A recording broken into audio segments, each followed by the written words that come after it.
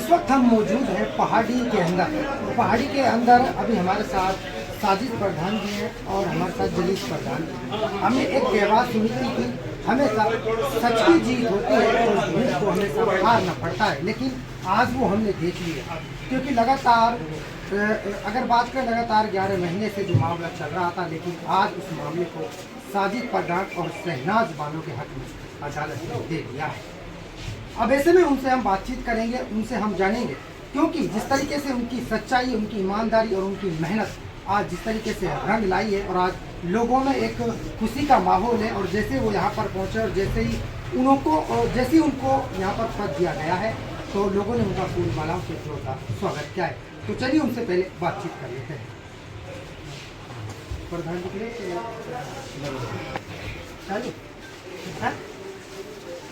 जी, पहले तो हमारी तरफ से आपको बहुत बहुत बधाई है कि आपने यहाँ अपने प्रधान साहब का आपने दिया।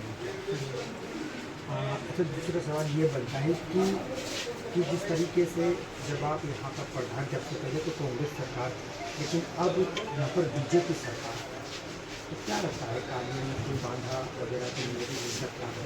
सबसे पहले तो जितने भी आज हमारे कार्यकर्ता और वरिष्ठ नेता हमारी पार्टी के और हमारे इलाके के आज मौजूद हैं और जो खुशी उनके चेहरे पर आज देखने को मिल रही है, उससे आज बहुत दिल खुश हूँ। और आप सबका यहाँ आने के लिए और इतनी इज्जत से मुझे नवाजने के लिए शुक्रिया। खासकर कि जो मेरे पंचायत समिति के मेंबरगण हैं वो सारे आज मौजूद हुए, अपनी ताकत दिखाई और अपना सपोर्ट दिखाया। खड़े से खड़े टाइम में भी हमारे साथ खड़े रहे और आज जो फाइनली थोड़ा जश्न का टाइम आया है तो आज फिर मौजूद हुआ। मगर जो असलियत की बात है जो मैं जिक्र करना चाहता हूँ, आज हम सब खुश हैं कि हमने अपने हक की लड़ाई लड़ी।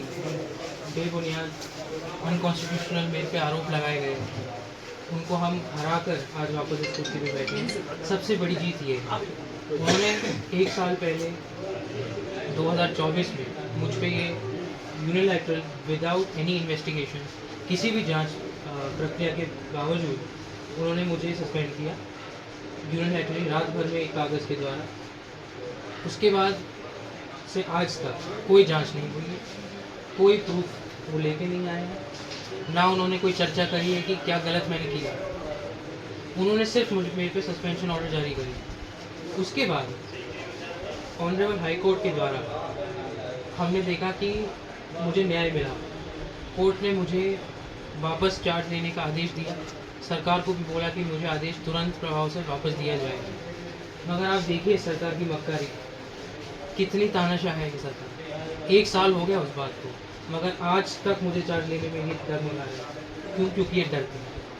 इनको नहीं मतलब पब्लिक से, इनको नहीं मतलब कि कोई डेवलपमेंट हो। ये सिर्फ सस्ती राजनीति करना चाहते हैं और डर की राजनीति करते हैं। इनको पता है अगर तहसील में मैं बैठने लग गया, वापस से प्रधान बैठने लग गया पंचायत समिति में, तो जनता की आवाज़ सुनी जाएगी, सुनवाई होगी हर दिन जैसे पहले भी होती थी। हक की जो मांग है वो पूरी होगी। और जो नाजायज़ करप्शन फैला हुआ है पंचायत समिति में, जो कुछ गण मेरे ना होने का फ़ायदा उठा के अपने जेब में पैसा डाल रहे हैं ना कि डेवलपमेंट में, उन सब का अंतिम आएगा। अब कड़ी ऐसी आई है कि हम जानते हैं कि ये लड़ाई हम जीत के भी आए हों तो कुछ नहीं कह सकते। जिस प्रकार की सरकार है, चाहे वो लोकल रिप्रेजेंटेशन हो या हम स्टेट लेवल की बात करें,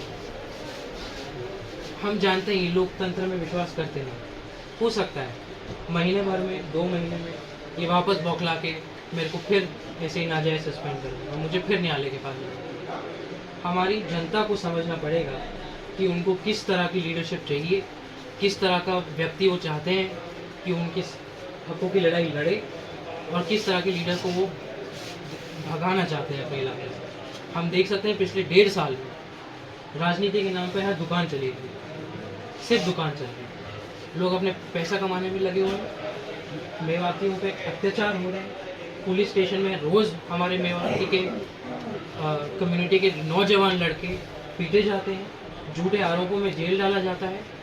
कि ऐसी स्थिति हो गई है कि घर से निकलने में डर लगने लगा है। मैं ये कहना चाहता हूँ अपने सब साथियों से, कामावासियों से, पहाड़ियों से, अब चाहे मेरे पास पद रहे ना रहे, चाहे मुझे फिर निलंबित कर दे, लड़ाई जारी रहेगी।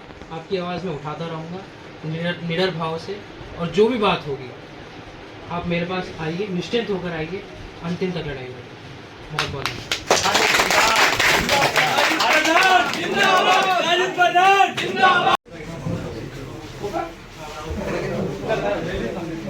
जगह ना सही ले लोगे थोड़ा सा भी बात करना है।